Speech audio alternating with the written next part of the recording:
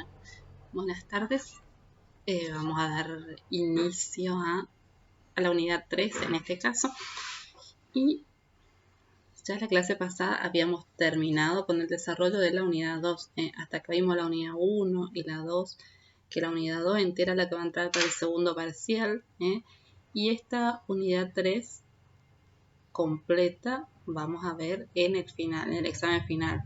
Acuérdense que en el examen final entra todo el programa, o sea, las unidades 1, 2 y 3, lo que estudiaron en el primer parcial, el segundo parcial, más esta unidad que vamos a empezar a desarrollar ahora. Bueno, nosotros tenemos que empezar a desarrollar la unidad 3 con un concepto clave, que es el concepto de personalidad, clave en psicología, porque personalidad es una concepción que engloba todas las cosas que venimos viendo hasta ahora y más, lo que es conducta, lo que es constitución subjetiva, todo lo del inicio. Personalidad es un concepto clave para esta materia. Entonces, vamos a empezar viendo de dónde viene la palabra personalidad. Y etimológicamente tiene una raíz griega, viene del griego, prosopon, que prosopon quiere decir máscara. O sea, personalidad ya es un vocablo antiguo, si se quiere. ¿Por qué máscara? Porque hacía alusión, digamos, a las máscaras que usaban en el teatro los actores para poder desempeñar su rol. O sea, desde un principio, desde la etimología, la personalidad estaba ligado a algo, digamos, que había que representar, a un papel que había que representar socialmente. Ese concepto fue cambiando, digamos, desde la Edad Media, con Jung, después discípulo de Freud, fueron proponiendo otras acepciones, pero siempre la personalidad estuvo ligado a, de algún modo, lo que se ve de una persona, lo que socialmente uno ve. Y ahí está la primera cuestión respecto de este tema. Todos tenemos personalidad, eso es lo primero que tiene que quedar en claro, ¿no? Porque vulgarmente a veces cuando uno tiene un carácter en el cual no reacciona o qué sé yo, uno le dice no tenés personalidad.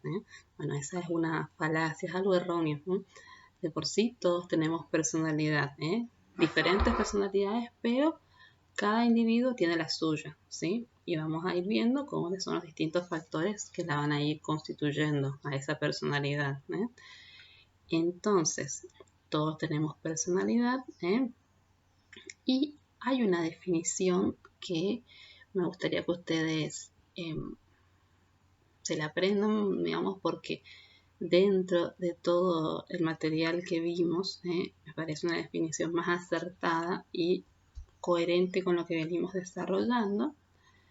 Me olvidé decirle que para personalidad vamos a usar una ficha de la Universidad UCES, de la licenciada Salvallo, que de algún modo concentra las cosas que queremos desarrollar. O sea, por este tema no vamos a dar lo que está en el dossier, está en el PowerPoint de todos modos, sino que hay una ficha, digamos, de cátedra sobre este tema que ya está subida al aula virtual, ya está subida ya a la clase. Con esa ficha nos vamos a manejar. O sea, tienen que estudiar de ahí, en esta oportunidad y no del dossier. Bueno, les decía que el concepto de personalidad, la definición que nosotros vamos a manejar, es la de Allport, que es un autor estadounidense muy importante para nosotros, donde Allport habla de una personalidad como organización dinámica en el interior del individuo de los sistemas psicofísicos que determinan su conducta y su pensamiento característicos. O sea, una organización dinámica en el interior del individuo de los sistemas psicofísicos que determinan su conducta y su pensamiento característicos, ¿sí? O sea, hay varias cosas a ver en esta definición. Por empezar, que la personalidad es una organización dinámica, ¿no? Y con este tema también al hablar de dinámico, hablamos de lo que puede cambiar. Durante mucho tiempo se pensó que la personalidad se constituía y no se podía cambiar más. O sea que una persona no podía cambiar más. Hoy en día, todos los desarrollos que nosotros tenemos, más toda la experiencia clínica que recopilamos, dan cuenta que la personalidad no es inmodificable. O sea, la personalidad se puede modificar. Uno puede cambiar en cualquier momento de su vida. Puede cambiar de pensamiento, puede cambiar de conducta, ¿sí? De hecho, yo les había dicho, yo trabajaba mucho con adultos mayores hace un tiempo, es una especialidad en psicogerontología y hasta los adultos mayores pueden cambiar. Si bien es más difícil porque hay algunos estilos más rígidos de personalidad que te dicen yo soy así y no voy a cambiar más. O sea, la realidad es que sí se puede cambiar. Ahora, ¿de qué depende ese cambio? Bueno, ahí sí ya están las cuestiones subjetivas. Entonces, la personalidad es una organización dinámica, por ende, digamos, una persona puede cambiar, ¿sí? Puede cambiar a lo largo de toda su vida. Nosotros usamos siguiendo a una autora llamada Graciela Zarevsky, propone no utilizar ciclos vitales, sino curso de la vida, ¿no? Justamente porque la vida tiene un curso y de algún modo uno lo va escribiendo y reescribiendo según distintas circunstancias también, ¿no? O sea, el curso se puede retomar, puede volver, no hay problema, ¿no? Bueno, entonces, la personalidad tenemos, digamos, es el resultado de una articulación entre los aspectos psicológicos y los aspectos biológicos. Dentro de los aspectos psicológicos están los aspectos intelectuales, los aspectos afectivos, los aspectos cognitivos, los aspectos pulsionales, lo que decíamos el otro día, la pulsión, este motor que de algún modo impulsa al sujeto y que, bueno, los aspectos conscientes e inconscientes está dentro de los aspectos psicológicos. Y los aspectos biológicos, los fisiológicos y morfológicos, que también forman parte, digamos, de la personalidad. Digamos, lo que uno trae es parte de la personalidad, ¿sí? Bueno, entonces, ¿qué cuestiones tienen que quedar en claro respecto de la personalidad? Que es algo interno, no de apariencia externa. Si bien hay cuestiones que se manifiestan, vamos a ver que son determinados componentes nomás de la personalidad que se van a manifestar, vamos a ver en la próxima clase, pero la personalidad es algo interno del sujeto, ¿sí? Que no es exclusivamente mental, sino que cuando Allport habla en su definición de los sistemas psicofísicos, está hablando de la mente y el cuerpo, digamos, los cuales interactúan. Nosotros, como dijimos, les dije al principio, ¿no? Por ahí hablamos de psicología, como los procesos mentales y todo eso, pero no podemos desconocer, digamos, a los aspectos corporales, que si bien son objeto de estudio de la medicina, de la biología, de otras ciencias, ¿no? Pero no se puede desconocer que interactúan. Por ahí los dividimos para estudiar, pero hay una interacción visible, no son cosas estancas, digamos.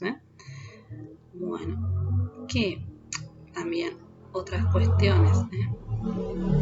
Estos sistemas psicológicos son los que determinan y dirigen la conducta, que es lo que ya venimos diciendo con las escuelas, que los procesos, con lo que vimos en la unidad 2 de conducta, que los procesos mentales dirigen la conducta para dónde va a ir. Y la conducta y el pensamiento son característicos de cada sujeto y ahí se ve la interacción y la adaptación al ambiente. Hay una personalidad para cada sujeto. Esa es otra de las cuestiones que hay que dejar en claro, ¿no? Cada sujeto tiene su personalidad. No es que uno puede prestarle la personalidad a otro, no es que yo te puedo prestar mi personalidad a vos que no tenés tantas, según se dice, ¿no? O yo puedo adoptar la personalidad de otro.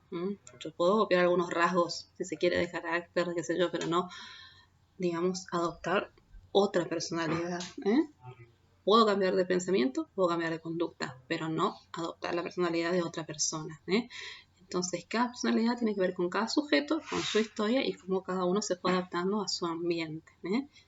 Lo último, para completar esta clase y que les quede claro de personalidad, es que la personalidad está, digamos, en la personalidad incide, hay un interjuego entre lo dado y lo adquirido. Lo dado, que es la natura, un autor llamado Philou, francés, natura, que es todo lo hereditario, todo lo biológico, donde entra lo que uno ya trae, ¿no? El sexo, los sistemas psicofísicos. Si uno trae alguna enfermedad, alguna discapacidad, también eso incide en la personalidad.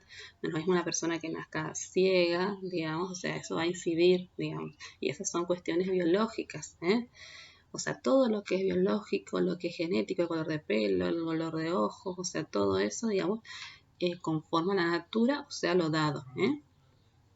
Lo adquirido, la nurtura, es todo lo que uno adquiere, como dice la palabra, a lo largo de su desarrollo vital en su interacción con el ambiente.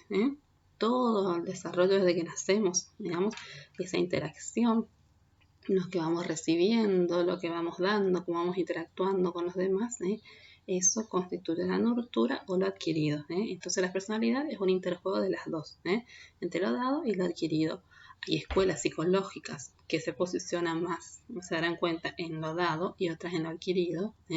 Por ejemplo, el conductismo, que le da mucha importancia a lo adquirido y lo dado ni.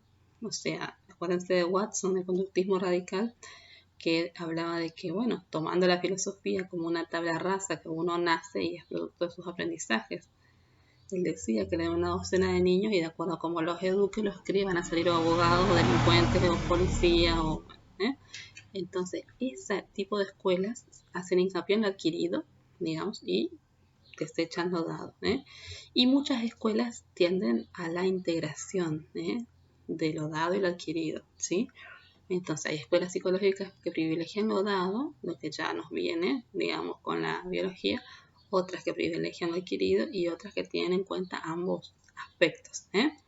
Entonces, vimos personalidad, vimos de dónde viene la definición y este interjuego que hay entre ambas. La próxima clase vamos a seguir con los componentes de la personalidad para poder, digamos, tener una mejor calificación de este tema. Bueno, seguimos la próxima clase.